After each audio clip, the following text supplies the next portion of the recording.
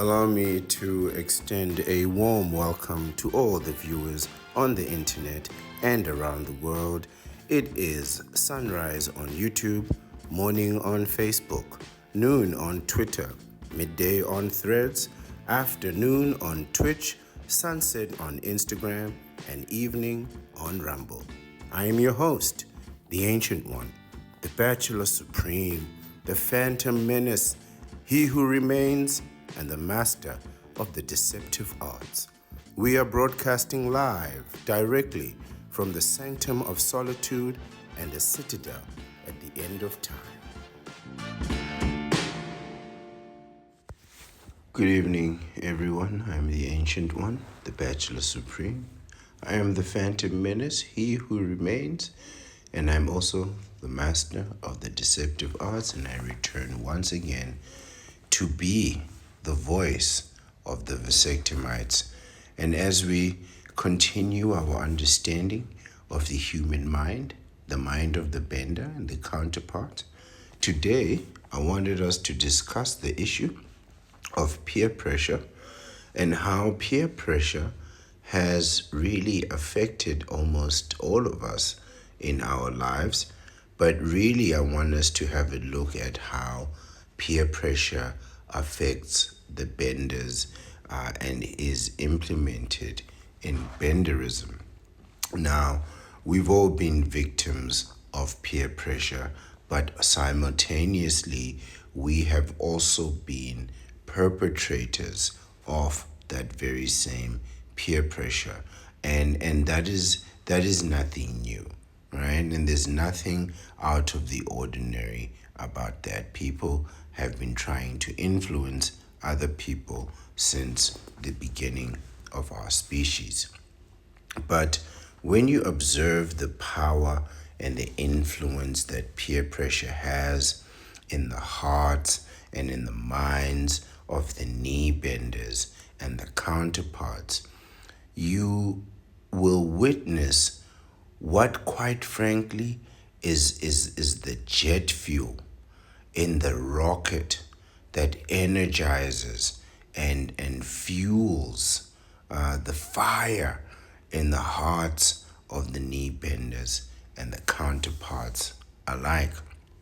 Remember that benders don't believe in themselves. They don't believe simply in advancing their own interests and their own ideas. They believe that they are somehow advancing humanity and fulfilling a larger, grander, supreme objective for not just their lives, but also their species, humanity as a whole.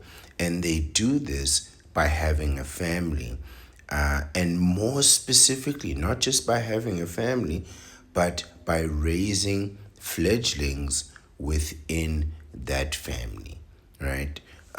This is the idea in the root, right?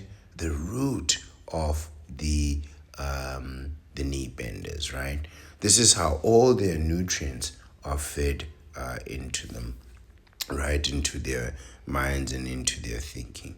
If you recall, benderism dictates that the individual, the man in particular, grows the most or more profoundly through having family, right? Through getting married, specifically, and engaging in legal matrimony in the dark dimension, and having fledglings within that environment, thereby creating a family unit, a biological bond. That family grows the larger community, right? And thereby the community grows society.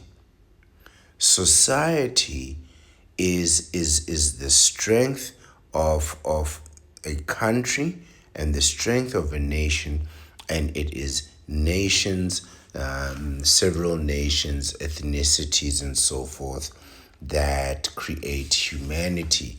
Thereby, the more families there are and the larger the family, the larger the human objective of the bender is is is is executed and achieved, right? It is the goal for them to bend that knee. Now, this is a difficult thing for many bachelors and vasectomites to understand, that it is the goal for them to bend that knee, right? And thereby they are advancing humanity. Of course, this is mistaken. This is completely wrong, at least from our point of view, right? At least from the point of view of bachelors, but more specifically of vasectomites. There's no way we're ever going to think that way. Once you've had that vasectomy, there's absolutely no way you would ever embrace that philosophy. And even if you did, there'd be no point. Vasectomites in particular, we believe that self-control is the key to self-determination. And self-determination paves the way to true freedom and liberty. We believe that through our freedom and liberty, we can advance ourselves and preserve ourselves, thereby achieving richly the success that we deserve in this life. The real, tangible success that we deserve in this life. For ask yourself this question. Ask yourself this question. How can you elevate others if you are not elevated yourself? You can only, if we are all standing as equals, and my aim is to elevate you, I can only do that by lifting you above me. That's all I can do. And what that does is it creates a situation where the strong among us are beneath the weak.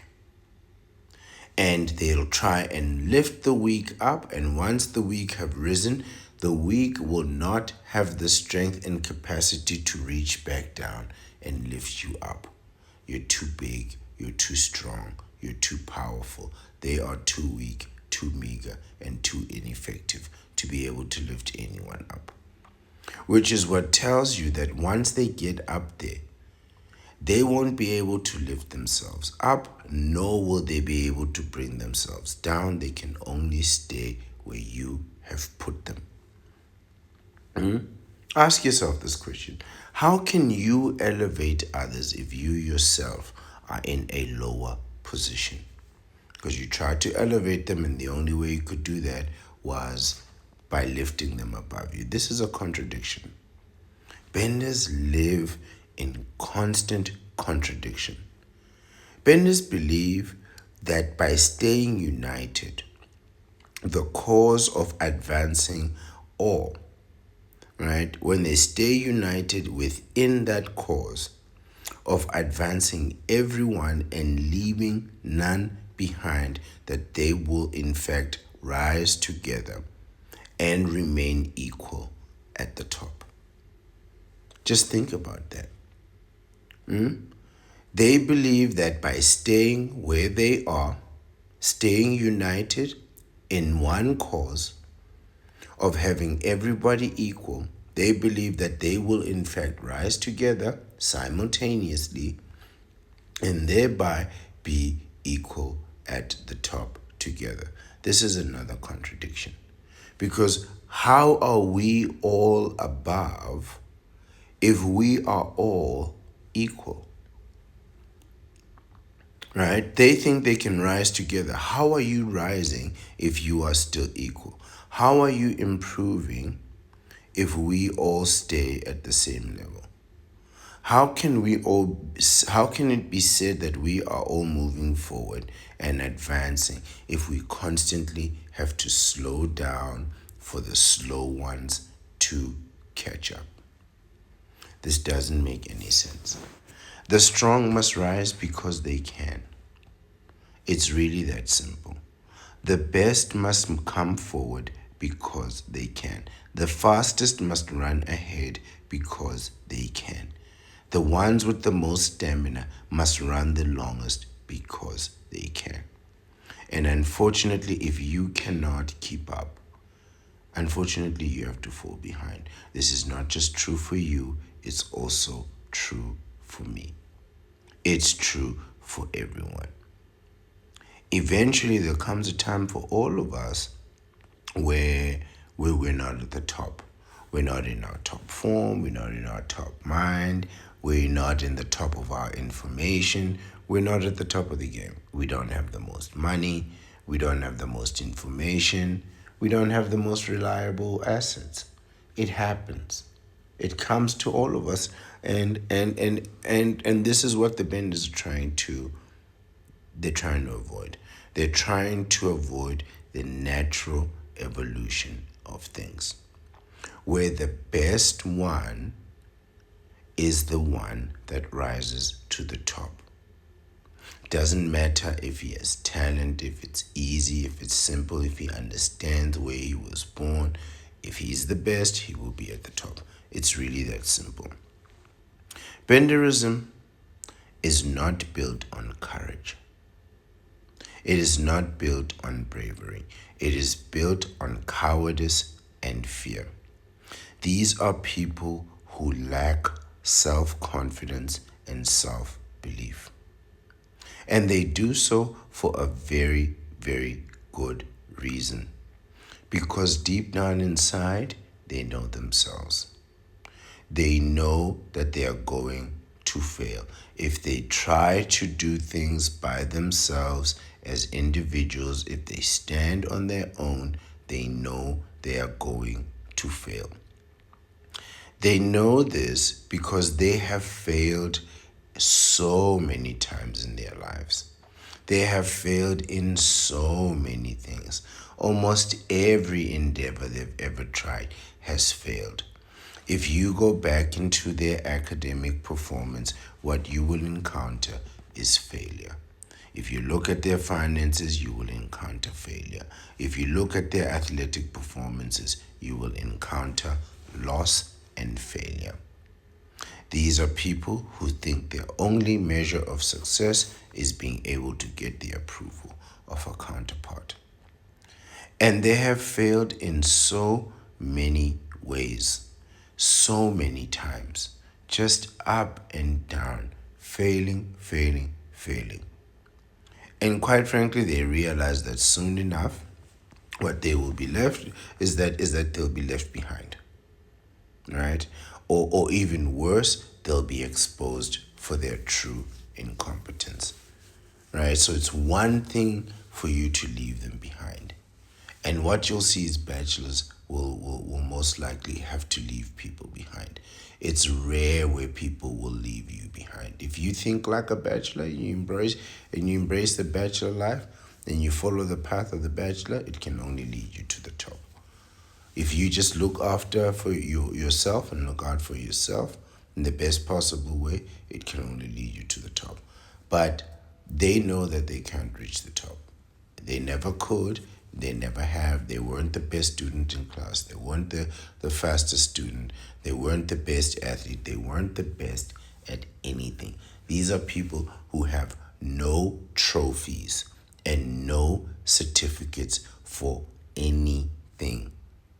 I'm telling you, if you go into a knee bender's life and you ask him to demonstrate his trophies from jiu-jitsu, his medals from karate, his belt from judo, whatever, he'll show you nothing. He's got none of that. No academic accomplishment, was never in the top 10, never in the top 5, didn't graduate cum laude, barely made it out of high school. They have no accomplishments, so they know they're going to be failures.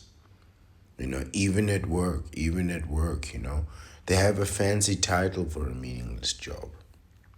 I'm telling you. They have a fancy title for a meaningless job for most of them. Some of them have real titles for real jobs, right? Heads of institutions and so forth. But for many, it's really not like that. But they don't want to be exposed for their incompetence, right? Because the rest of us know that they're incompetent. So, for instance, let me give you an example. A person in his 50s will easily be able to tell you if another person in his 50s is effective or ineffective as of their level and where they should be. And for most people, they're not. For most people, they are not. Right? There are many institutions where people are extremely effective. But there are so many other industries, institutions, companies where really the people at that age are really not effective. But young people don't know that. If you're 25 years old, you don't know how bad it is for people in their 50s, and they won't tell you. They'll give you advice that is wise and perhaps beyond your years, and you will think that that advice implies success on their behalf. But actually, it does not. Right? And they don't want you to know that. Right? So what they're really worried about is not the adults finding out their inadequacies, because the adults already know you're inadequate, you're incompetent, you're ineffective, right? And you're inefficient. Who they're trying to hide it from is from young people, and more importantly from their children, right? They are aware that the only reason that their children still respect them and love them and revere them and look up to them is not just that because they keep paying these bills that never end. It's because the children don't really know who you are, right? That's why your children respect you. It's because they don't really know who you are, and they don't know what your real level is, and they don't know how ineffective you are on all levels. You're not just owing your house, you owe your car, you owe your clothes, you owe the bank, you owe your friends, you owe everyone. And your kid has no idea how much you owe.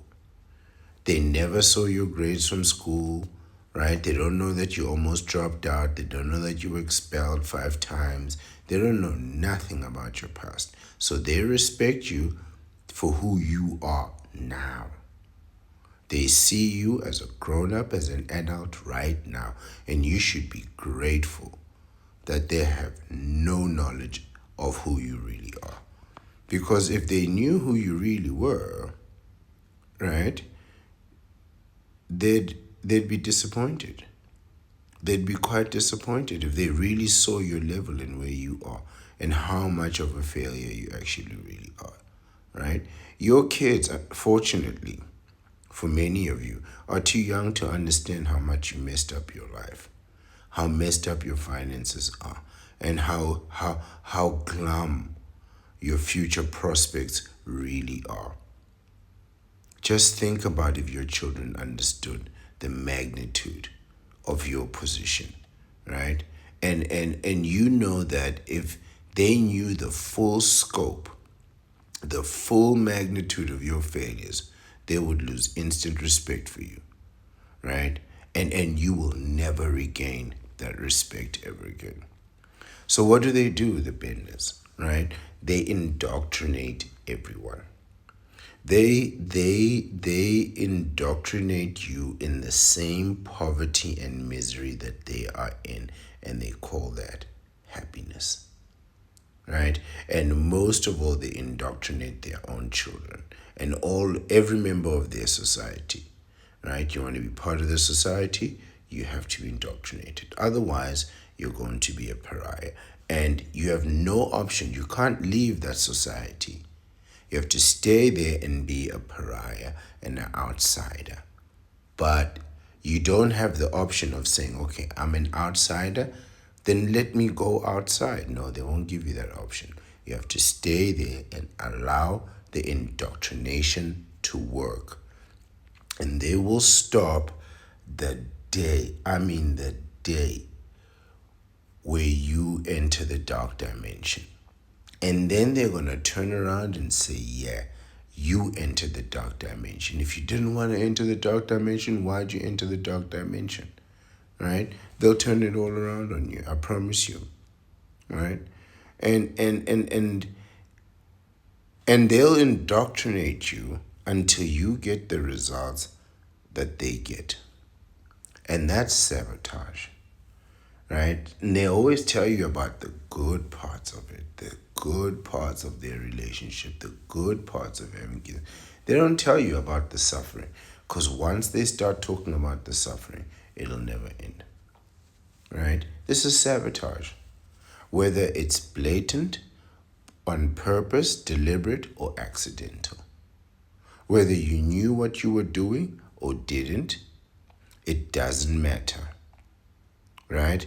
It doesn't matter if you knew better or not. The fact is that you give bad advice. You give bad advice that leads to disastrous consequences.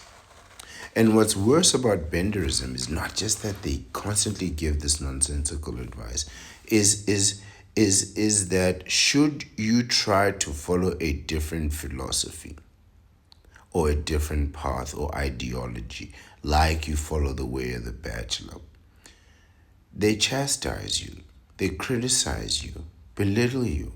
They'll disrespect you and insult you and dehumanize you, and they'll label you as the failure.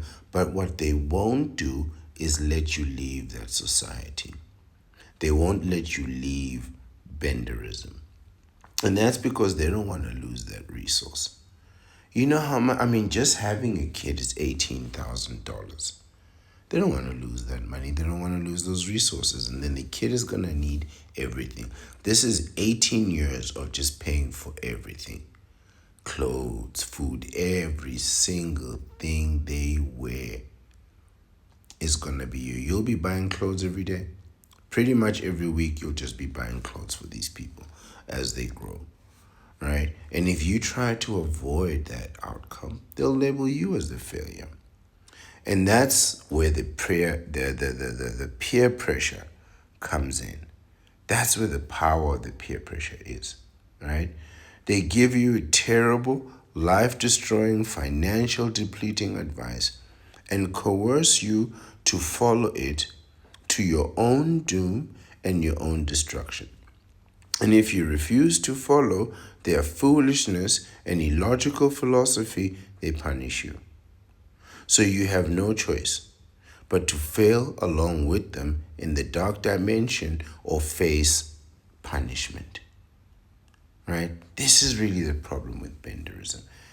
And you can try, go into the dark dimension, go into a relationship, fail, come out, they'll just send you back in. Because they are in the dark dimension. There's no way that they want you out here and free, just doing nothing. There's nothing worse than a bender hates and a counterpart hates than seeing a single man taking a nap in the middle of the day. Oh, they hate that. They hate that because they won't let each other take naps. And if they did, the kids wouldn't let them take naps. And when you think about it, it's actually pretty twisted. It's really, really twisted, what they do to people and what they pull you into. And what is worse is what they do to their own kind. Those that tried and failed and surrendered to logic. You try, you fail, you try, you fail, like we all do. And eventually you just surrender to logic.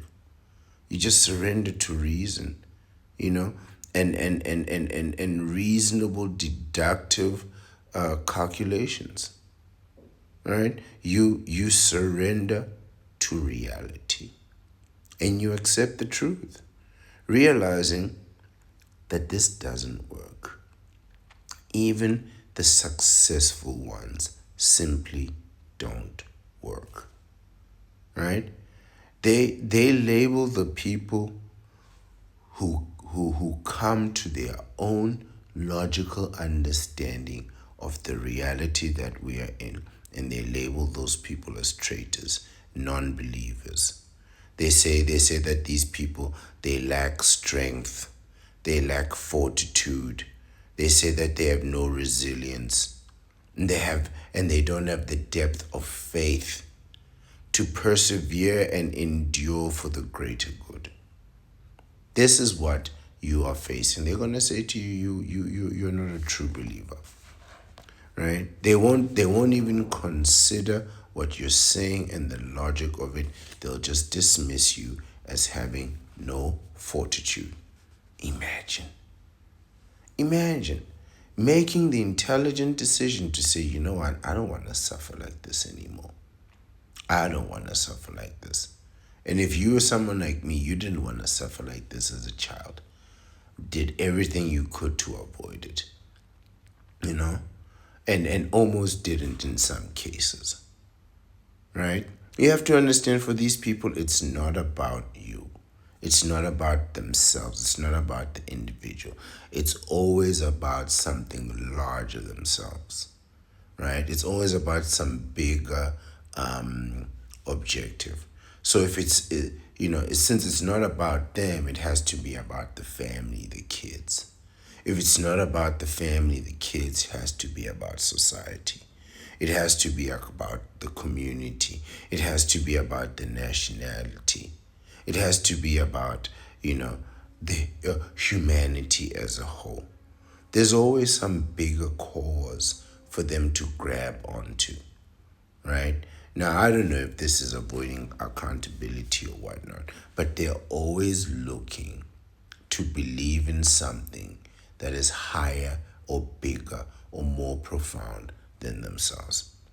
And when you refuse to participate in the dark dimension and legal matrimony along with them, the cult of the dark dimension and legal matrimony, they will tell you that you are a traitor who not only betrayed all the other people that depend on you, even if you've never been married, and even if you have no kids. They'll tell you about kids that don't exist and a wife that you don't have, right? A family that really they made up in their own imagination, thinking of how you would be suffering. They're like, yeah, you'll be a good dad. Absolutely not. They'll tell you you also betrayed your values, your morals, and your true self, when in fact, this is my true self. I'm a bachelor for life. The voice of the vasectomites. They won't believe that. They'll think I'm the traitor. That's why benderism is so effective, right? Because it goes right into you, into your mind. You don't need the police to enforce it, right? You don't need other people around you with power to implement it. The benders, they impose it on themselves. It is self-imposed. I told you, they want to bend that knee. You embrace benderism within yourself first. You accept it, you love it, you care for it, just as we study the deceptive arts, they study benderism. And only then can they spread it out to others. This is really the power of peer pressure and benderism. And today's article talks exactly about what we've been discussing, which is peer pressure. And so we'll see here, it says the negative and positive, or the positive and negative effects of peer pressure It gives both. I had the inclination to only talk about the one aspect, but I thought that we could benefit by looking at both sides of the scale. This comes from, it says sanjeevdata.com, and that's the link directly to the website itself. There was no date and no author, but the information was still sound. And I believe it's a website for a school. So it's from an institution. It says it is often said that knowing yourself is the greatest strength one can bear. This is true. Know thyself, know thy enemy, and know thyself. But not many people believe, not many people live by that line. Peers are the ones who encourage an individual to change their attitudes, mindsets, behaviors, or habits to conform to those of the influencing group of people. And this is exactly what the benders do with benderism, right? You have a certain mindset, and they will change that mindset, change your attitude, change your behaviors, change your habits, right? So many men, if you ask them under a certain age, maybe preteen, right, prepubescent, and you ask them, do you want to get married? Many young boys will tell you absolutely not. And over time, this attitude, mindset, these behaviors, they change, going from not wanting marriage at all to being desperate to save a marriage that has already failed, right? So this is an extreme example, but a very common one. This is exactly how peer pressure works, right? And it says, and the pressure and the stress that is received by the individual just to impress and follow the rules of their peers is peer pressure, right? The pressure and the stress received by the individual to impress and follow the rules of his peers. That's what peer pressure is, right? So they make you follow their way, not the bachelor way, the benderisms, right?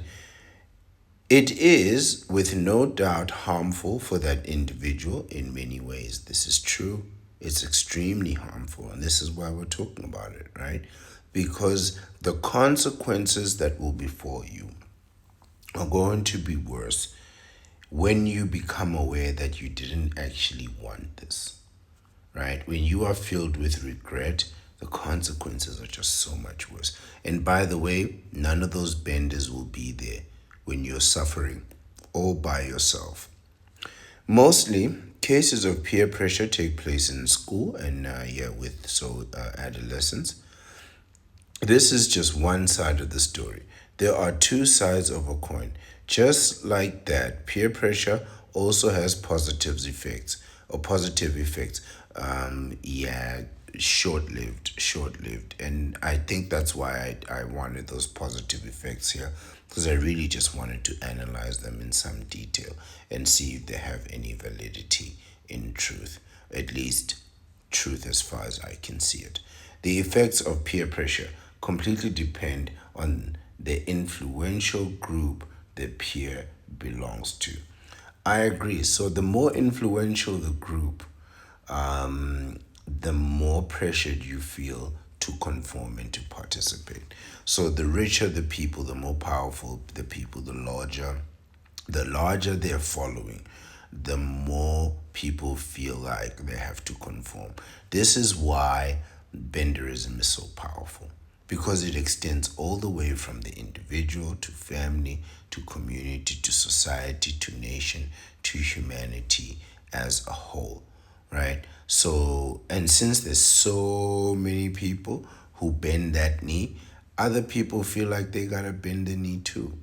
They really feel like, okay, bending the knee is the natural course of life, and nothing could be more unnatural. And I can prove that, right? If whatever superseding power you believe in if that superseding power, that omnipotent presence, right? If that power wanted you to have a wife, you would be born with one. And everybody would know it from the day you were born. Okay, now you're born. Your wife will be born in 3 weeks. Okay, here's your wife, the two of you.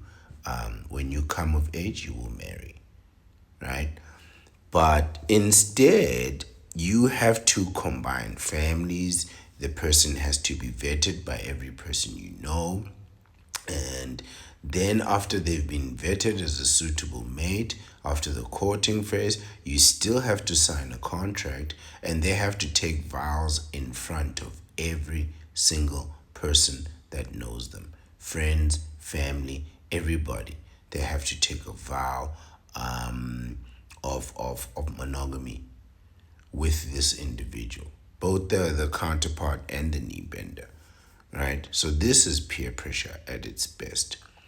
And everybody's gonna participate in it. Everyone, the kids, right? And the kids are looking, saying, "Oh, I'm gonna do that." The old people are looking, saying, "Yeah, I did that," and there you are in the middle of it all, not ready for the suffering that's gonna happen to you, right? Really, so the larger the group, the more powerful the group, the worse the peer pressure. So let's look at them. The positive effects of peer pressure. Positive peer pressure means when an individual's peers encourage them to do something positive or help the individual in personal growth. This should be very interesting. So this is what the belief from the benders is. They believe that they will get some positive peer pressure, right? One of those things is that they'll get a sense of belonging. When I mentioned that the knee benders, that their philosophy is built on fear, part of that fear is the fear of being alone. Part of that fear is the fear of getting hurt, getting injured, getting sick, and not having anyone there to support you when those things happen. It's a serious, serious fear for people, right? It's one thing to not have somebody to share happy moments with. People aren't thinking like that. Happy moments, you can do happy moments all by yourself, no problem. But what they're worried about is they're worried about should something bad happen to them, or in a case where should they become paralyzed or a paraplegic of some kind, right? They want to know that there'll be someone to care for them, not just physically, but also financially, because they gotta go to the doctors and get treatment and all kinds of things. So they want to make sure that somebody will be there for them over and above the doctors, right? Someone who will be obligated to them. And this gives them a sense of belonging. It really gives them a sense of belonging. For me, I think this indicates weakness. I'm not saying you won't get sick, but I'm just saying, you can pay for help. If you work hard enough and make enough money, you can pay for help, right? You don't need to get married to get help. Because what happens after you heal? Now you're back working, slaving, away, paying bills. It's the same cycle once again, you know? And in the back of my mind, I keep thinking to myself, what if I make it? What if none of that happens? What if I just live a sensible life? What if I just live a sensible life? Don't do any, even if I do go out, but I don't do anything stupid. Don't engage in anything. Don't go to places that are dangerous and dark and loud, where people are always moving around. If you do go out at night, go to places where people are seated and in a stationary position. So if somebody gets up and moves, you can see them coming. Not in a place where everybody's moving in every direction. You don't need that. You don't need that. And I keep thinking to myself, if I live a sensible life, I could actually pull this off. If I eat healthy enough and take care of myself and get regular checkups, there's no reason why I can't be happy and healthy, right? It says if your peers are helping you with your studies, pushing you harder to do better at some important tasks, and motivating you. It helps you to create a sense of belonging with your peers. It is always good to have people to support you. There you go, support. And who are there for you in difficult times. It's exactly what I just said. This is exactly what the benders believe, that in difficult times, they're going to need other people to suffer along with them, right? So, yes, I see that. I see that. Benders definitely want for people to be there with them. Me personally, they mentioned that, having people helping you with your studies, pushing you to do better things. I don't lack motivation. So I can do things, really, I'm self motivated. And I can motivate myself to be consistent and persistent over a long period of time. It's not a problem for me. I actually find that people are quite distracting when I'm like studying or working, or even if I'm making these videos and I'm recording.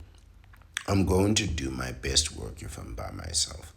And if somebody keeps coming in here trying to motivate me, they're just going to upset me, because all they're doing is delaying my progress and the work that I'm trying to do, just so that I can, you know, give them the emotional response that they want by giving me an emotional response, right? When actually what I want to do is just get through these videos and read these articles and analyze them effectively, right? So I'm not really one for those study groups and motivational talks, you know.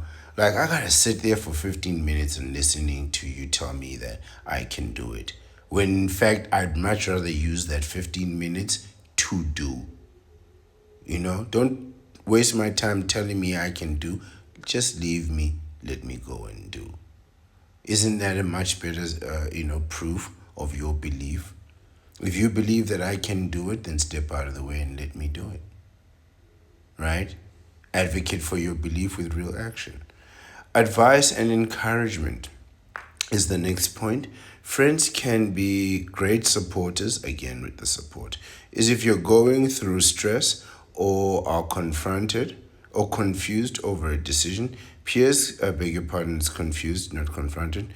Peers can help you decide with the help of their advice and opinions. Peers will also encourage you to try new things, learn new hobbies and skills. One of the best effects is that they will get you out of your comfort zone, eventually leading to personal growth. This is not true. Nothing here is true. 1% of the world owns 90% of the wealth.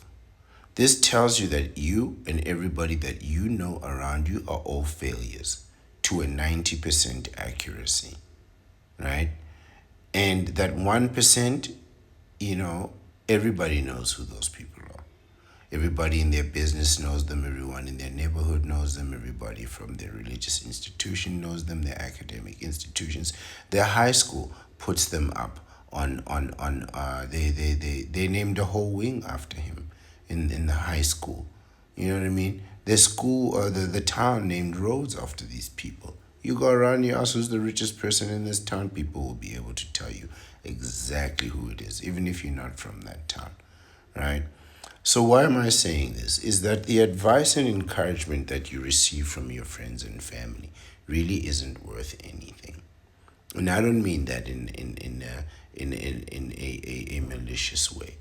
I just mean that if you take the advice from those people, you're going to end up exactly like them.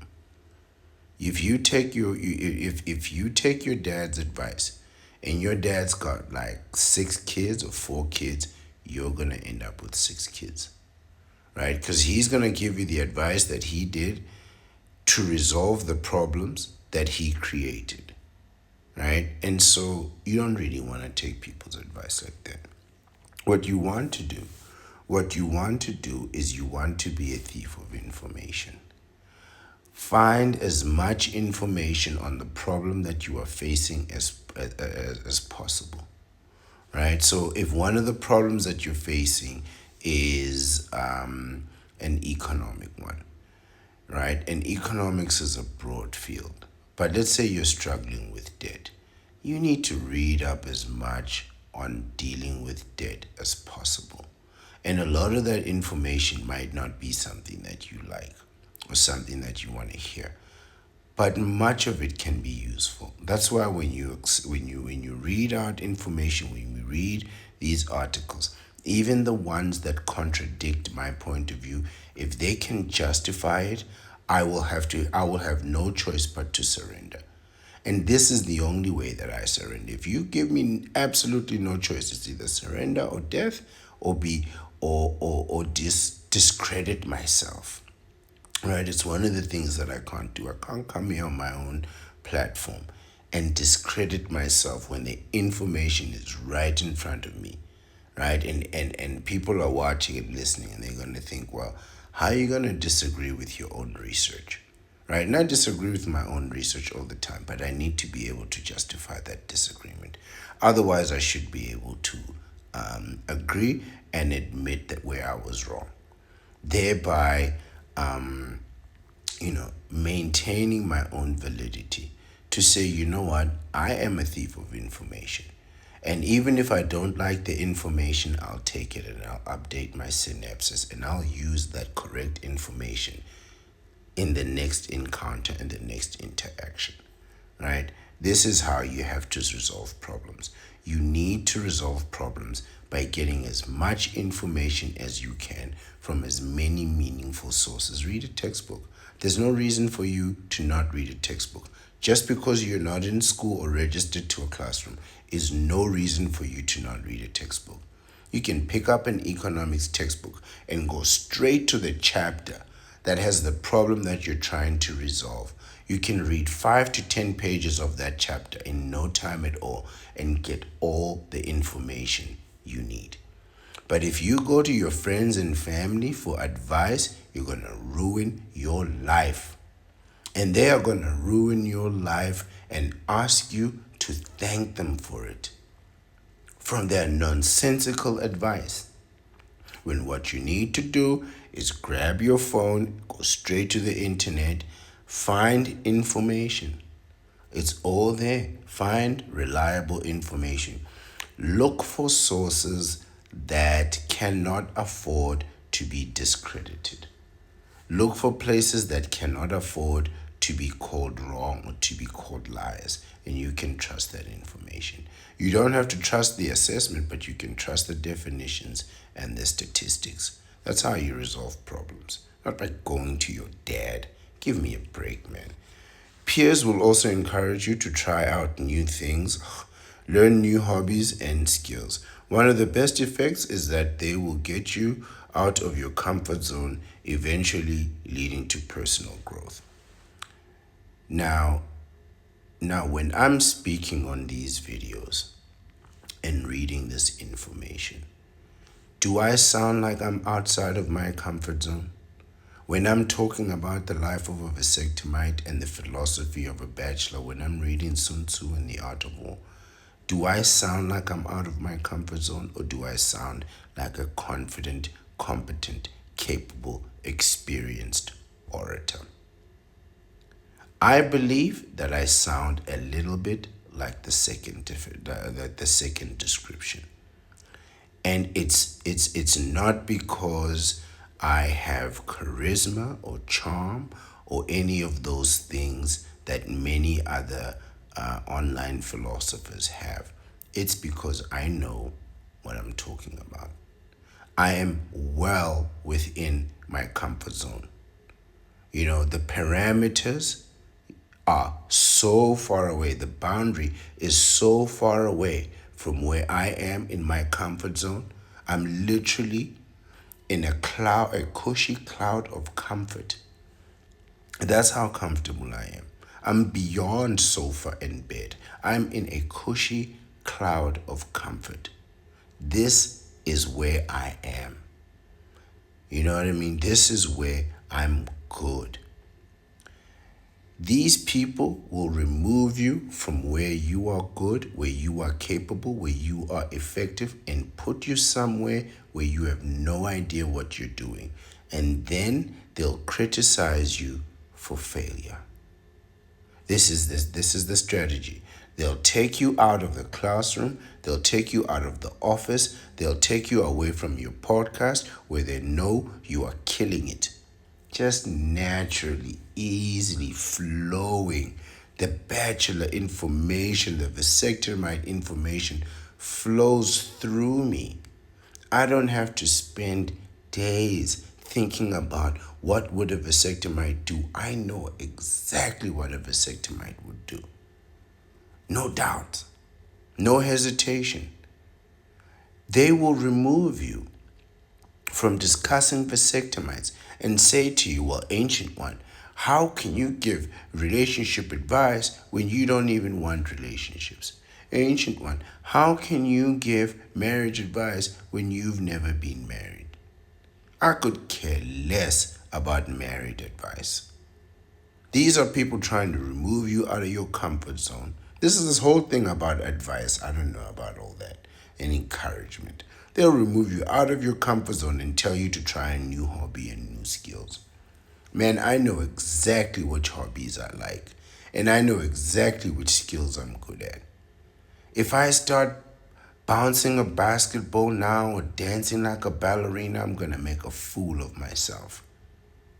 An absolute fool of myself. And when I do that, they'll criticize me and say, well, he doesn't know how to shoot hoops or whatever the hell it is you people are shooting.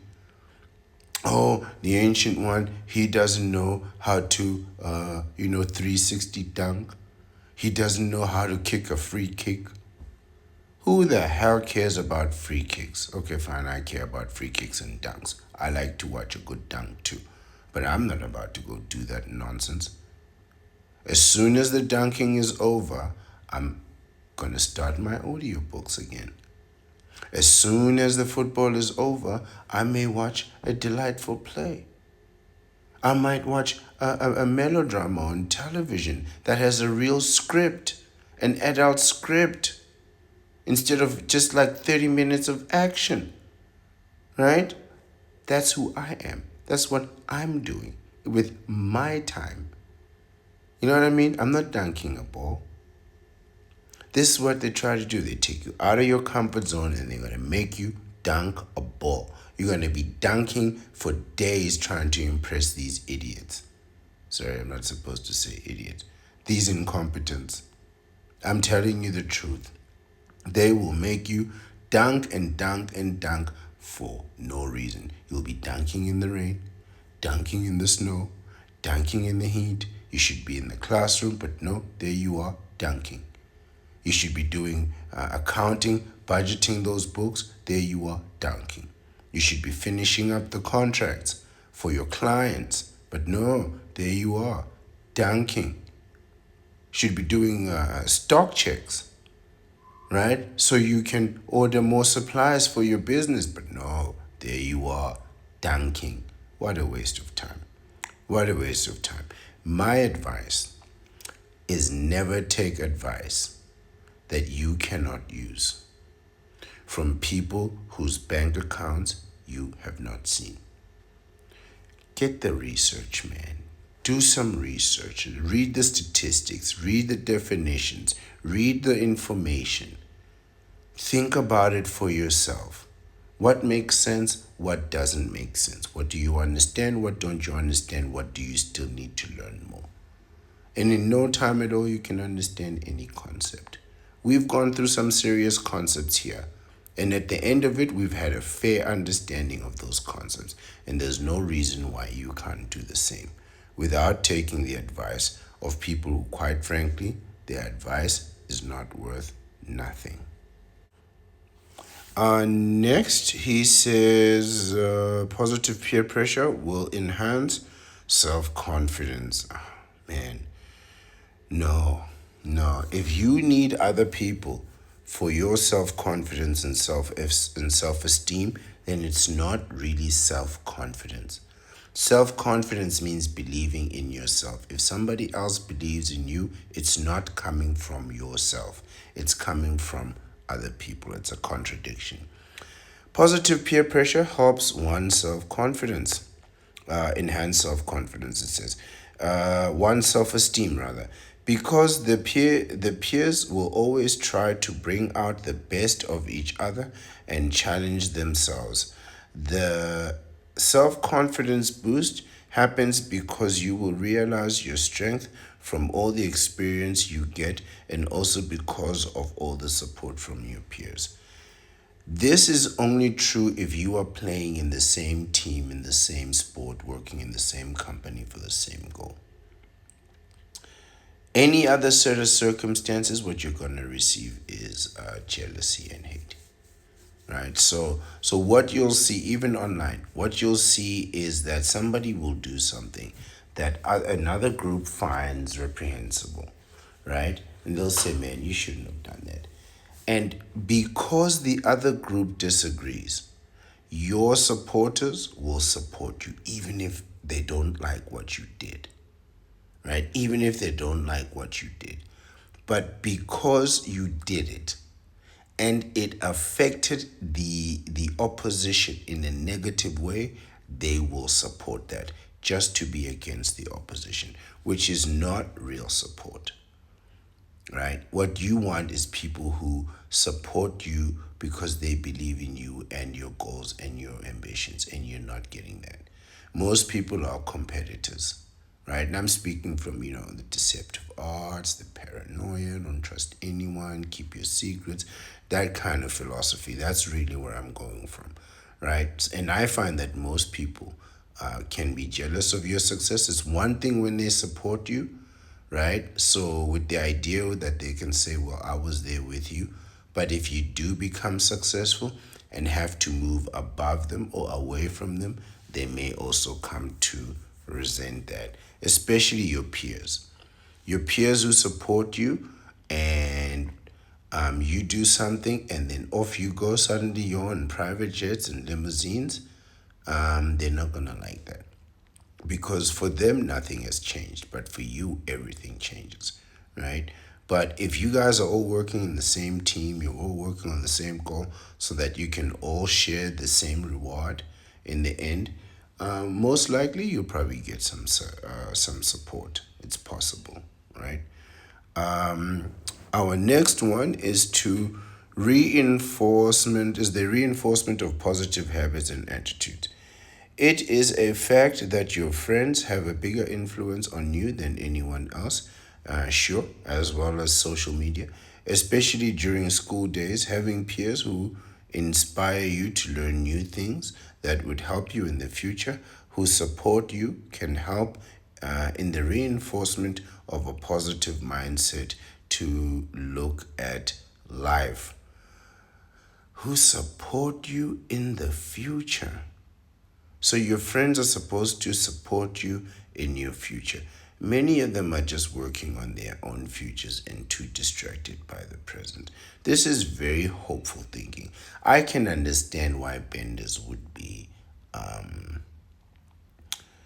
attracted to this kind of philosophy, thinking that if you cannot draw from your own strength, you can draw from strength of others, not realizing that most people are probably in competition with you. So, they want to reserve their strength for themselves and they want to deplete your strength. Strategically, that would be the thing to do, right? So, I don't know so much about them reinforcing positive behavior. In fact, most peer pressure is known for its negative influences. I cannot remember a single case where somebody said, hey, I received positive peer pressure from my group. It's always negative, right? It says peers who have the same goals as you help you to build positive habits and attitudes. Exactly. So people who want to win through you, which is really a kind of exploitation. So if we're all playing in the same sports team and you're the one who scores the goals, right?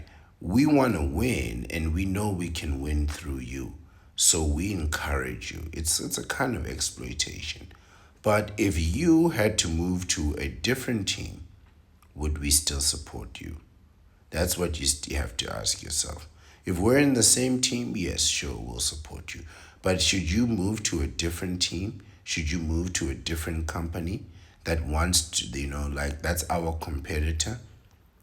Will I still be in support of you? The chances are no. The next section is the negative effects of peer pressure.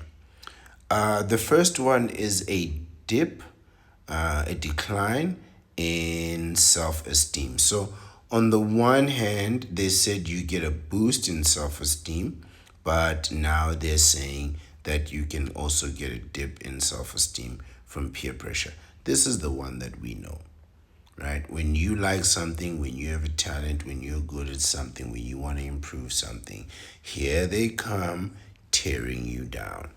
It says negative peer pressure is known to affect most of the kids than positive peer pressure does. This is true, right? Negative peer pressure is the one we always talk about because it's the one that is most common and most prevalent. A normally confident child can start to be insecure about themselves and start self doubting because of negative peer pressure around them. The lower self esteem and lack of confidence in their skills might impact the child's well being, right? Right, yes, of course, of course. So once you stop believing in your skills, it's going to affect your general well being, right? So, but this is how we know peer pressure to be, right? It's always, it usually comes from jealousy, right? And this is what you want to be concerned about, right? So if you're doing something very well, you're living the bachelor life, right? And these knee benders want you to join them. In order for you to join the knee benders, you have to now lower yourself. You have to diminish your skills. You have to diminish your self confidence. You have to start doubting yourself. And then you have to change your attitudes, your mindset, your behaviors, your habits, your actions to conform with the group, right? Which is for bachelors, this is completely out of the question. I'd rather be by myself, thinking my own thoughts, taking my own actions, figuring out my own solutions to problem, all right, to any problem with information that I can read and reread and question and analyze. Other than you, if I ask you, the same question tomorrow, you'll give me a completely different answer. This is also something that happens with these knee benders and their advice. You ask a knee bender, try it. Ask him the solution to one problem. Wait a few days and then ask him the solution to the same problem. He'll give you a completely different answer, right? But effectively, they're going to bring you down, right? This is how we know peer pressure to be. This is how I understand peer pressure to be. It's never ever about uplifting the strong. It's always about bringing them up. Bringing them down, right? And then it's never about raising the weak. Rather, it's about bringing down the strong. It's never about raising up the weak. It's about keeping the strong down and keeping them here, because the weak know they will not rise. They will not rise. If they had, if they would have, if they could, they would. Even if you look at like democratic nations, the only thing they do in democratic nations is come together and decide who's the strongest, and then they vote for the strongest, right? And the strongest one is the one that rises. This is natural. Even people who say, "Oh, well, I believe in democracy, everyone should be equal." That's not how democracy works. Not at all. It's a large group of people coming together to pick one person to be the strongest. To be the strongest. It's just how it works. There's no case where people are picking, the weakest, except in peer pressure when they bring you down. But if they have to choose in terms of leadership and who sets the standard, it's always the strongest that rises. And if you pick a weak leader, the strong ones will make themselves very, very clear very, very quickly. You'll be able to see who the strong ones are immediately. They will not follow a weak leader. They will bring him down. They will bring him down. This is nature. This is nature, right? So if you pick a weak leader, the strong ones will bring him down, or they'll subdue him.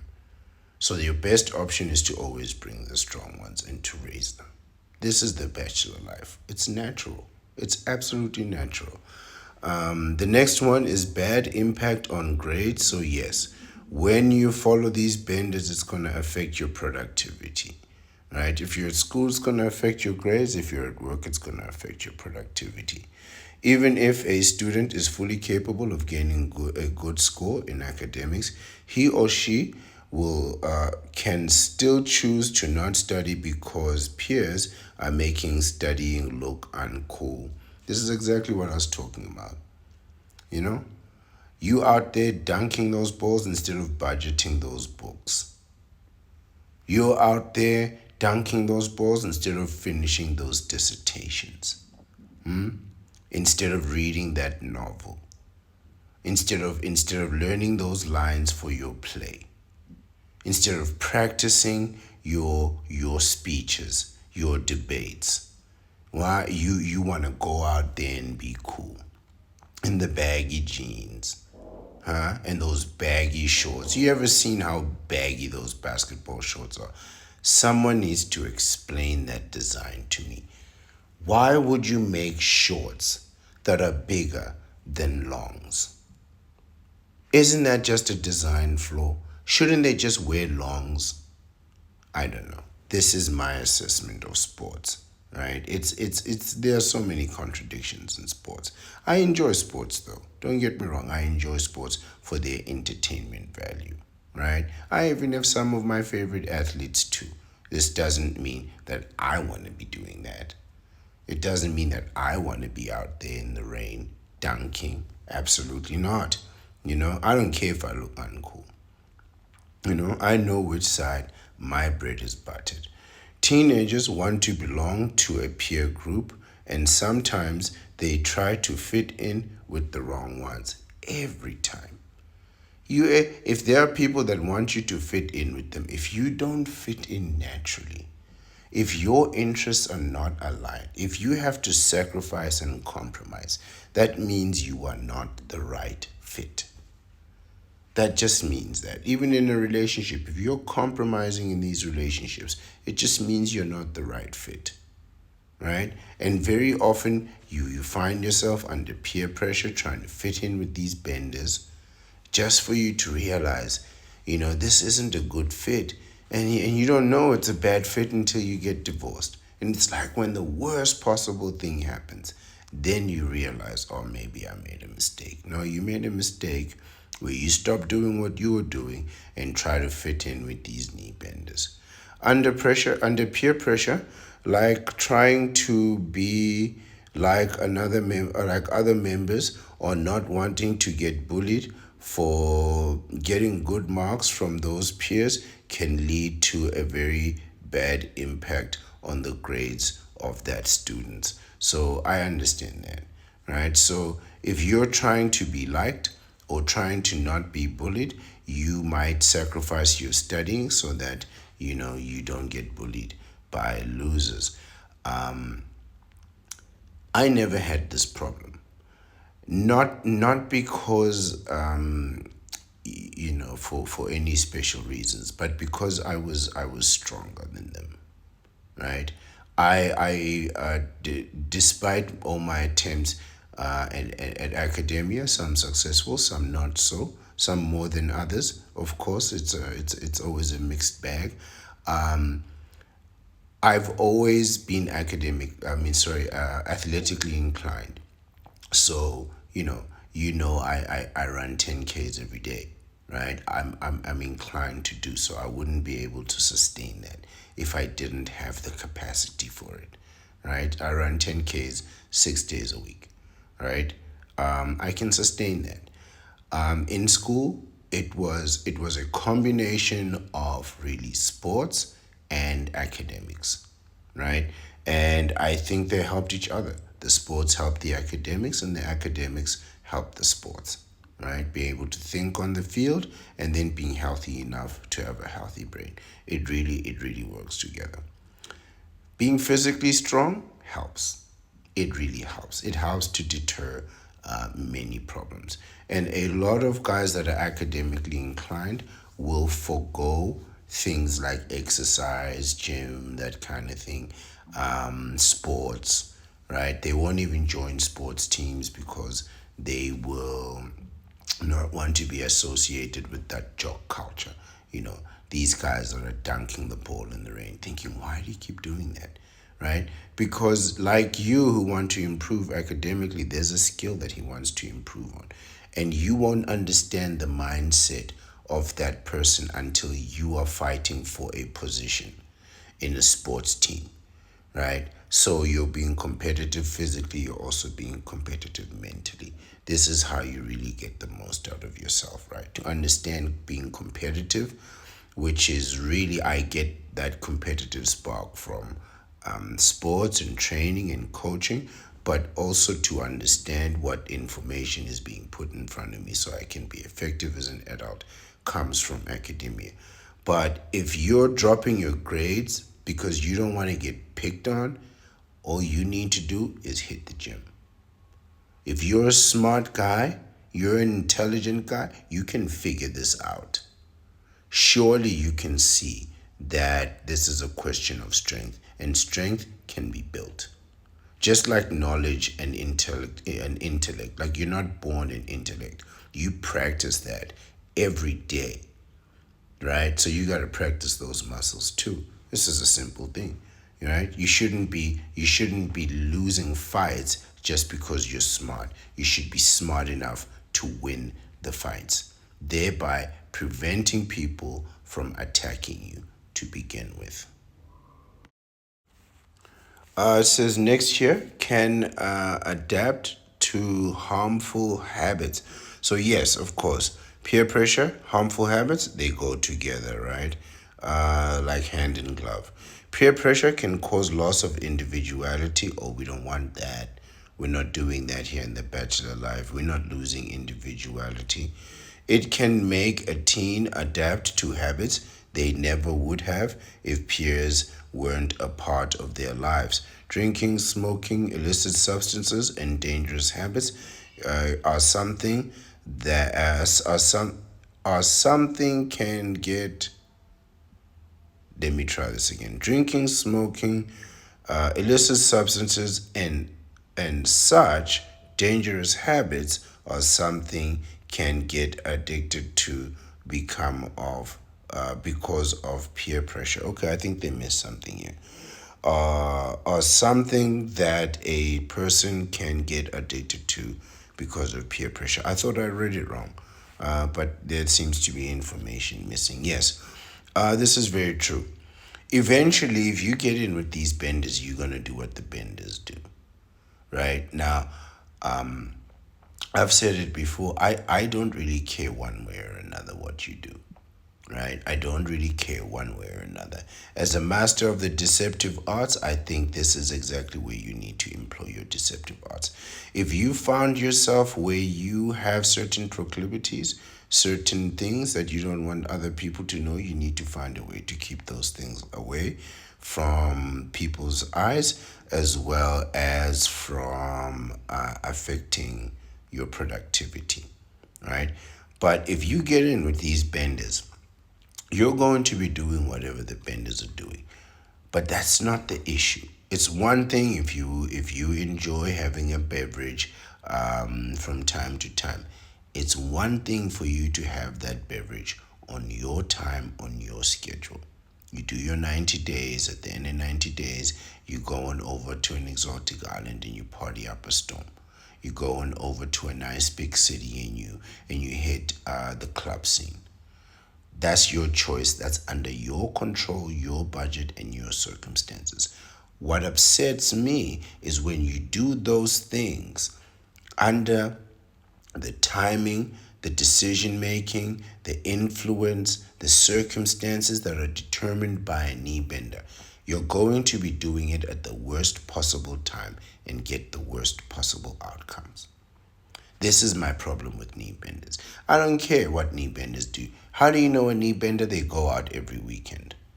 They go out on payday weekend. Really, it's not really about going out every weekend. They go out on a payday weekend. That's how you know a knee bender, which is the worst time to go out. You should only be going out after your bills have been paid, all of them. They pay you on the 25th, by the 30th, you're broke, you don't have money for rent. That doesn't make any sense. You're telling me you can't wait 4 days to pay your bills? No, man. But that's how you know these knee benders. They'll do the craziest things at the worst possible time. When there's plenty of time to do crazy things, I'm not against doing crazy things.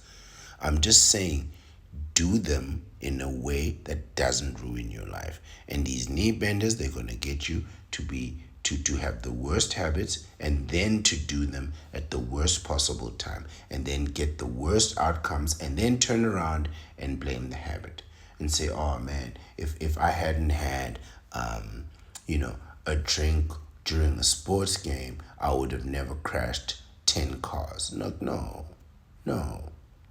You could have had the drink, you could have watched the sports game, you could have done it at home. So you don't need to drive out in the middle of the night. But that's not how benders do. You'll have the drink, you'll have another one, and then you'll drive home 20 minutes. That's 20 minutes of catastrophe just waiting to happen. That's what I'm talking about with these benders, man. Don't act as they act. Don't do as they do. Have your own time, your own plan. Execute in your own way. Right? Execute in your own way. They say successful people don't do what these knee benders do. Right? One of the things is they say knee benders will party on the weekends. Right? So they'll wait Friday, Saturday, and they'll party. Successful people party whenever they want. So they don't gotta do it this weekend or next weekend. They can wait 1 month, 2 months, 3 months, and then tear it down. That's when they want. That's how they want to party. Not every weekend buying 1 drink, 2 drinks, and then DUI. There you go. It says here, at this point, long-term consequences do not matter to them as long as they feel accepted by their peers. There you go. Right? Long-term consequences do not matter as long as they feel accepted by their peers. That's why they do the worst things at the worst possible time. This is a meaningful article, by the way.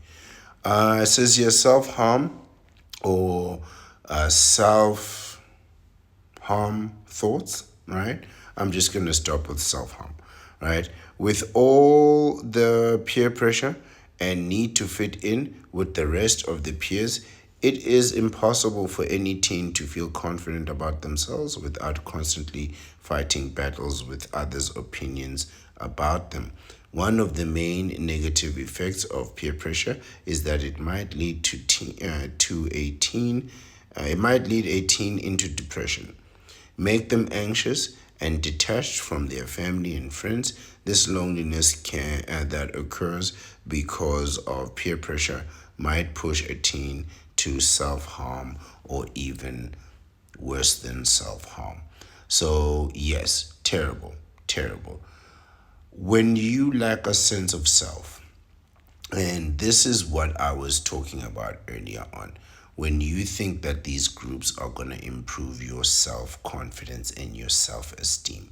It is self-confidence, self-esteem. Esteem means how you view yourself, self-esteem, your view of yourself. If your view of yourself comes from the praise that other people give you, and when that praise stops, then that view of yourself is also going to be altered. This is the issue with that, right? So effectively, when you're a young person, you can take this very personally, right? And it can affect you in a deep and profound way, which, yes, it can lead to all kinds of problems. But effectively, you need to understand what what self-esteem actually is and what it means. It really talks about how you view yourself and what you think of yourself. You cannot allow that to come from other people. So that when I'm having a bad day, I'll be, as an adult, I'll just say, oh, I'm having a bad day. What I won't say is I'm a bad person. Where teenagers might take that to the extreme, and counterparts, they might take that to the extreme, right? But being secure in yourself also means being able to be alone. Long periods of time, short periods of time, any period of time, right? And if you cannot, which the knee benders cannot, because they want the unity, right? They want a sense of belonging, right? Without that, it can quite frankly be dangerous. You you know you have to understand how much they want it. As much as we want the bachelor life, they want to bend that knee even more.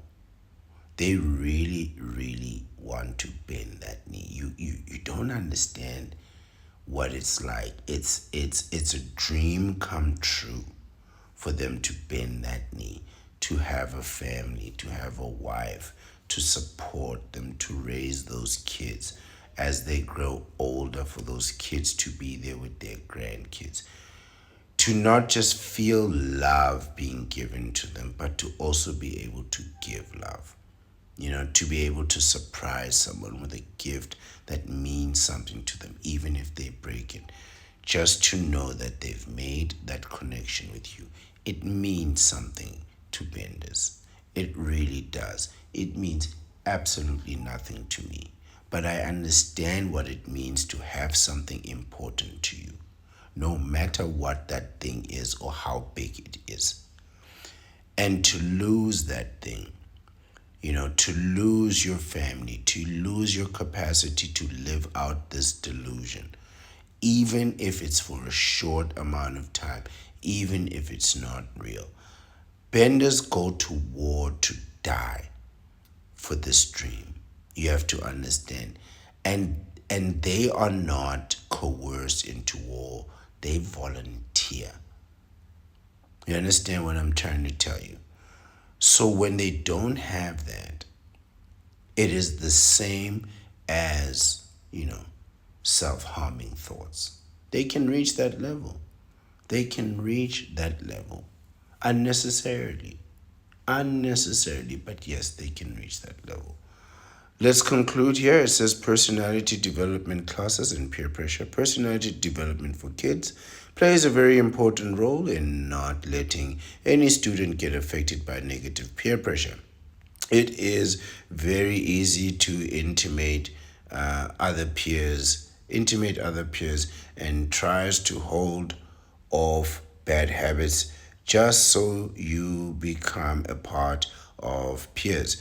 But with the help of personality development, you realize your abilities and strength, and your worth. Right? This is what we're talking about here. Personality development over here on the vasectomites. Right? You develop your personality so you don't need other people to validate that personality. It says personality development enhances your mental strength and makes you physically and mentally strong. This sounds just like a bachelor. It makes you believe in yourself. Believe in yourself, leading to pushing such negative peer pressure away from you and only looking at good things. Something that slipped my mind I wanted to say is that these knee benders will believe in every single thing other than themselves. They don't believe in themselves. They don't believe that they have the capacity to achieve anything. And they're not willing to fail. I would rather try and fail. Like whatever level that I'm at, I know that I won't drop beneath this level. I can't be uneducated. I can't be unexperienced. I can't be unaccomplished. I can't not be a leader no more. I can't not take responsibility anymore. right? This is the situation now. I can only raise myself or stay the same. And there's nothing wrong if I stay the same. There's nothing wrong with I stay the same, right? I could have been a bachelor for life, my whole life, and had no problem. But now here I am, the voice of the vasectomites. I'm doing it, right? I'm doing it. And it can only be because I believe in myself. I believe in myself. I believe in myself more than I believe in any manifestation, any physical entity, the universe, if you will. Anything that any faith and religion has ever offered, I believe in myself more than that. Because I know through my actions, I can accomplish most of what I need to do. Most of what I need, I can accomplish quite easily. What I need, I can accomplish. It's what I want that I need to put in time in.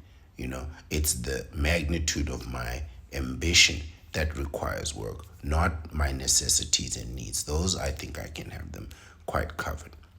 But if I'm waiting around for other people to validate me first before I speak through the internet airways, through this Wi-Fi that you're listening to as the voice of the vasectomites, I'd be waiting forever.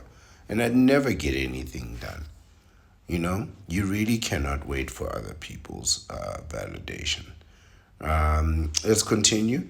It makes you believe in yourself, leading you to push such negative, okay, we just read this, such negative peer pressure away from you and only looking at good things.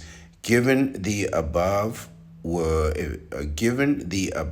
effects of peer pressure, everyone in their life experiences at least once. So yes, we all experience peer pressure at least once. It is not only important to not let them affect you, but it is also important to learn from them and move on with your life.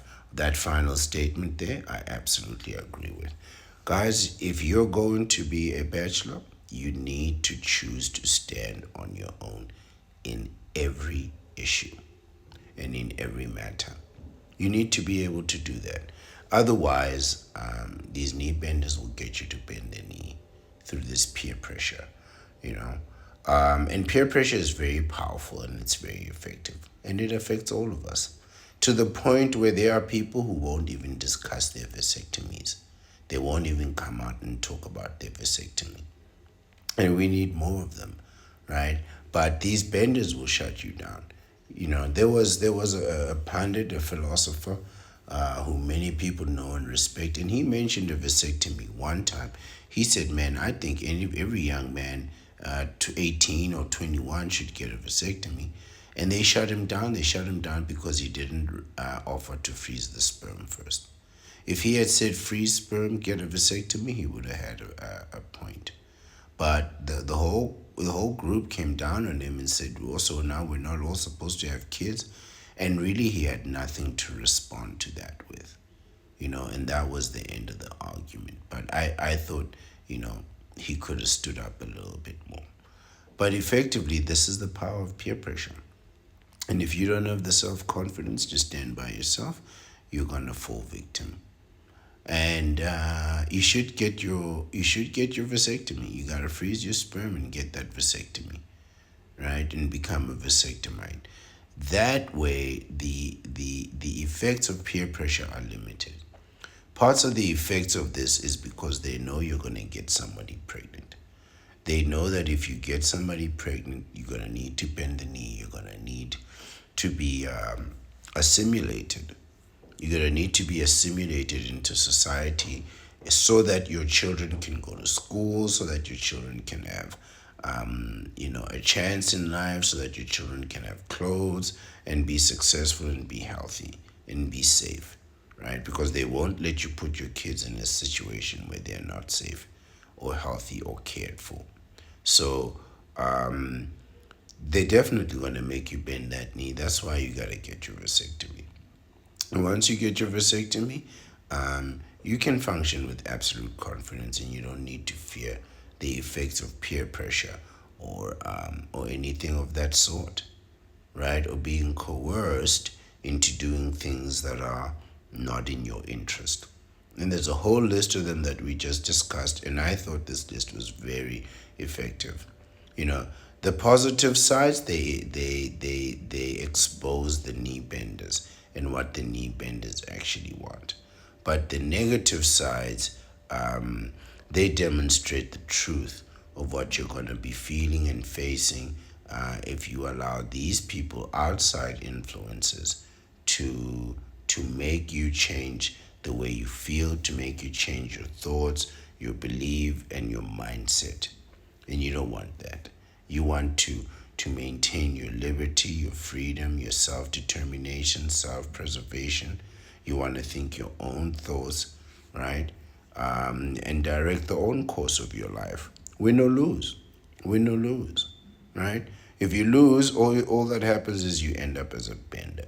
But if you win, you just become the best version of yourself in a way that is provable. It's not just a mantra or philosophy, it's provable. But this is the end of the video, and again, I want to thank you for your time and your attention. I always appreciate it. I am the Ancient One, and I'm the Bachelor Supreme, and I'd like to wish you once again a very nice day.